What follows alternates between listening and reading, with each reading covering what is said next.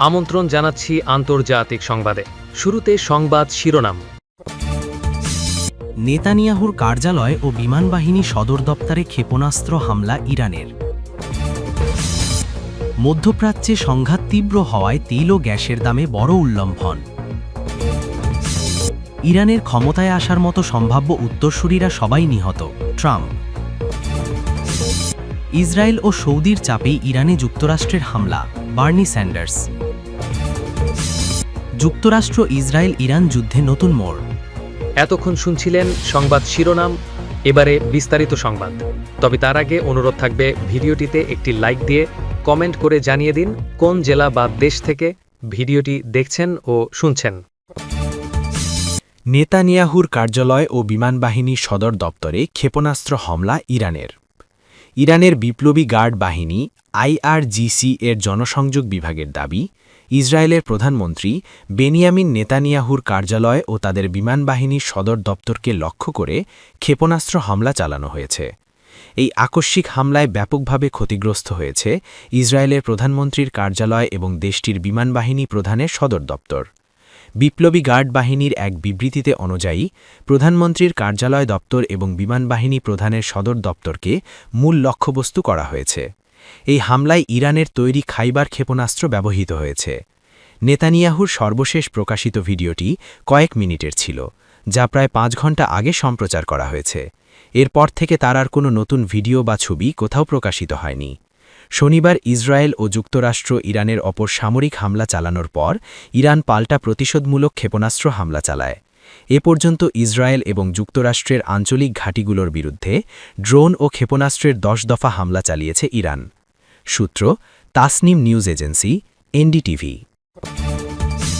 মধ্যপ্রাচ্যে সংঘাত তীব্র হওয়ায় তেল ও গ্যাসের দামে বড় উল্লম্ফন।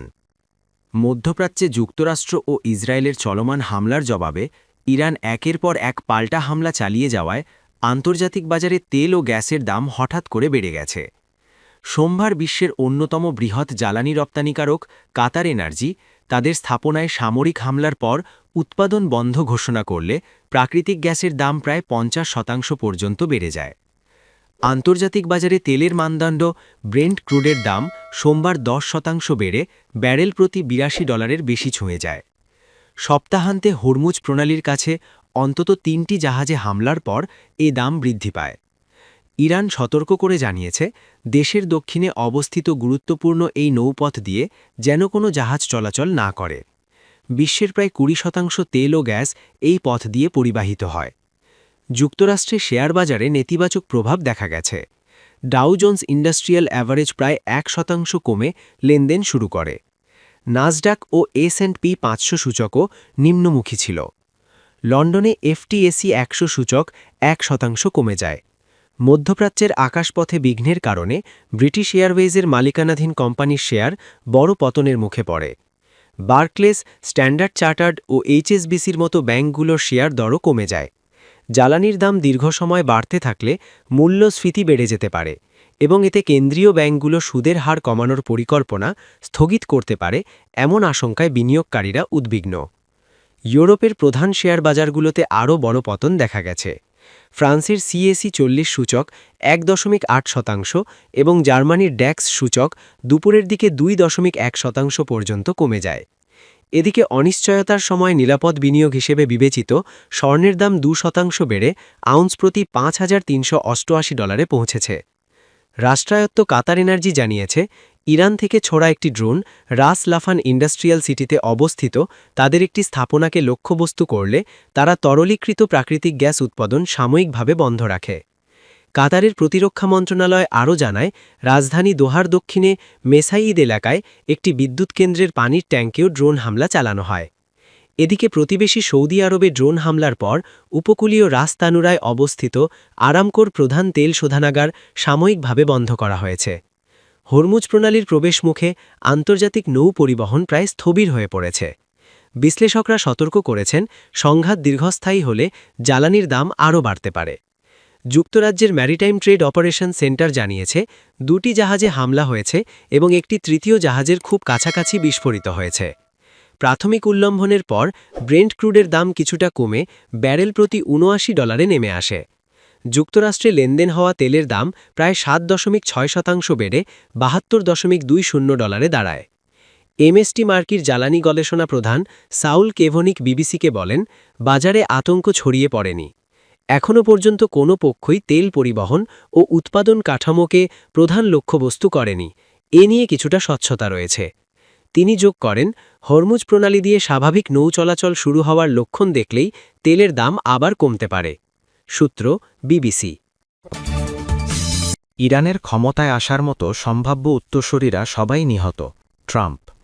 মার্কিন প্রেসিডেন্ট ডোনাল্ড ট্রাম্প দাবি করেছেন, যুক্তরাষ্ট্র ও ইসরায়েলের যৌথ হামলায় ইরানের ক্ষমতায় আসার সম্ভাবনা ছিল এমন প্রায় সব ব্যক্তিই নিহত হয়েছেন। এবিসি নিউজকে দেওয়া সাক্ষাৎকারে ট্রাম্প বলেন, শনিবার পরিচালিত যৌথ হামলা এতটাই সফল ছিল যে সম্ভাব্য উত্তরসূরিদের অধিকাংশই নির্মূল হয়ে গেছে।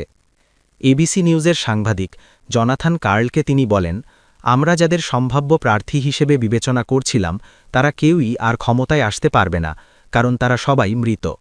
এমনকি দ্বিতীয় ও তৃতীয় সারির নেতারাও নিহত হয়েছেন। ইরানের দীর্ঘদিনের সর্বোচ্চ নেতা আয়াতুল্লাহ আলী খামেনির মৃত্যুর পর দেশটিতে ক্ষমতা হস্তান্তর কিভাবে হবে এ নিয়ে নানা আলোচনা চলার মধ্যেই ট্রাম্পের এমন মন্তব্য সামনে এলো। খামেনিকে হত্যার প্রসঙ্গ উল্লেখ করে ট্রাম্প বলেন, তিনি মারার আগেই আমি তাকে শেষ করেছি। তারা দুবার চেষ্টা করেছিল, কিন্তু আমি আগে তাকে কুপকাত করেছি। 2024 সালে প্রেসিডেন্ট নির্বাচনের আগে ট্রাম্পকে হত্যার ব্যর্থ ষড়যন্ত্রের অভিযোগে যুক্তরাষ্ট্রের বিচার বিভাগ ফেডারেল অভিযোগ গঠন করেছিল। আদালতের নথি অনুযায়ী ওই ষড়যন্ত্রে জড়িত সন্দেহভাজন ফারহাদ শাকিরিকে ট্রাম্পের ওপর নজরদারি ও হত্যার দায়িত্ব দিয়েছিলেন ইরানি কর্মকর্তারা। নিউ ইয়র্ক টাইমসকে দেওয়া পৃথক এক সাক্ষাৎকারে ট্রাম্প বলেন, ইরানেও ভেনেজুয়েলার মতো ক্ষমতা হস্তান্তরের মডেল অনুসরণ করা হতে পারে। চলতি বছরের শুরুতে ভেনেজুয়েলায় মার্কিন অভিযানের প্রসঙ্গ টেনে তিনি বলেন, আমার মনে হয় আমরা ভেনেজুয়েলায় যা করেছি সেটি একটি নিখুঁত উদাহরণ। সেখানে মাত্র 2 জন ব্যক্তি ছাড়া বাকিরা নিজ নিজ পদে বহাল রয়েছেন। ইরানের নেতৃত্বে কাকে দেখতে চান এমন প্রশ্নের জবাবে ট্রাম্প বলেন, তার কাছে খুব ভালো 3টি বিকল্প রয়েছে, তবে এখনই তাদের নাম প্রকাশ করতে চান না। তার ভাষায়, আগে কাজ শেষ হোক, তারপর জানাব। ইসরায়েল ও সৌদির চাপেই ইরানে যুক্তরাষ্ট্রের হামলা। Bernie Sanders. ইসরায়েল ও সৌদি আরবের চাপের মুখে যুক্তরাষ্ট্র ইরানের উপর সামরিক হামলা চালিয়েছে বলে মন্তব্য করেছেন মার্কিন সিনেটর বার্নি স্যান্ডার্স। সোমবার 2 মার্চ ফেসবুকে দেওয়া এক পোস্টে স্যান্ডার্স অভিযোগ করেন, ইসরায়েল ও সৌদি আরব যুক্তরাষ্ট্রকে ইরানের বিরুদ্ধে হামলা চালাতে প্রভাবিত করেছে। তিনি পোস্টে আরও লিখেছেন, ইসরায়েলের প্রধানমন্ত্রী বেনিয়ামিন নেতানিয়াহু গাজায় ৭২,০০০ মানুষকে হত্যা করেছেন, যাদের অধিকাংশই নারী ও শিশু। পাশাপাশি সৌদি আরবকে তিনি একটি নির্মম একনায়কতান্ত্রিক রাষ্ট্র হিসেবে উল্লেখ করে বলেন, সেখানে ভিন্ন মতের কোনো স্থান নেই। এসব নেতারাই ইরানের স্বাধীনতা আনতে চায়। কেউ কি সত্যি এটা বিশ্বাস করে? যুক্তরাষ্ট্র ইসরায়েল ইরান যুদ্ধে নতুন মোড়। মার্কিন যুক্তরাষ্ট্র ইরানের বিভিন্ন স্থানে লক্ষ্যবস্তুতে বিমান হামলা চালিয়েছে। অন্যদিকে দখলদার ইসরায়েল লেবাননে নিজেদের আক্রমণ বাড়িয়েছে। এ পদক্ষেপ এসেছে মার্কিন প্রেসিডেন্ট ডোনাল্ড ট্রাম্পের ঘোষণা অনুযায়ী। ট্রাম্প তেহরানের শাসকদের উৎখাত এবং মার্কিন সেনাদের মৃত্যুর প্রতিশোধ নেওয়ার প্রতিশ্রুতি দিয়েছিলেন। ইরানের সর্বোচ্চ নেতা আয়াতুল্লাহ আলী খামেনিকে হত্যার পর এ সংঘাত মূলত শুরু হয় এবং ইরানি বাহিনী মধ্যপ্রাচ্য জুড়ে ক্ষেপণাস্ত্র ও ড্রোন হামলা চালায়। এ হামলায় ইসরায়েল ও সংযুক্ত আরব আমিরাতে একাধিক মানুষ নিহত হয়।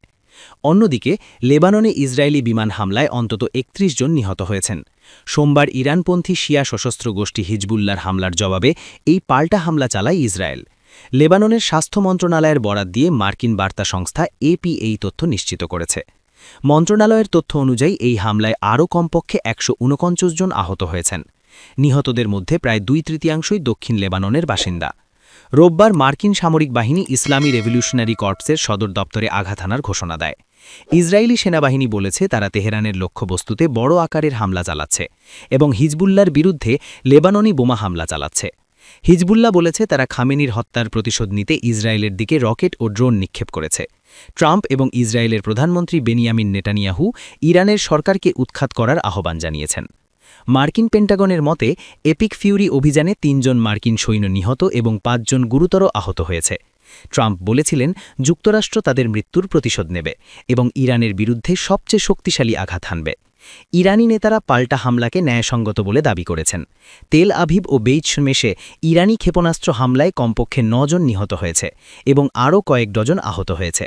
ইরানের অভ্যন্তরে সরকারি তথ্য অনুযায়ী এই হামলায় 201 জন নিহত হয়েছে এবং আরও শত শত মানুষ আহত হয়েছে। মৃতদের মধ্যে রয়েছে খামেনির শীর্ষ উপদেষ্টা আলী শামখানি এবং বিপ্লবী গার্ডসের প্রধান মোহাম্মদ পাকপুর। মধ্যপ্রাচ্যের পরিস্থিতি এখনও উত্তপ্ত। কবে এই পরিস্থিতি স্বাভাবিক হবে তা বলা যাচ্ছে না। এ সংঘাত প্রসঙ্গে আন্তর্জাতিক নেতারা মিশ্র প্রতিক্রিয়া প্রকাশ করেছেন।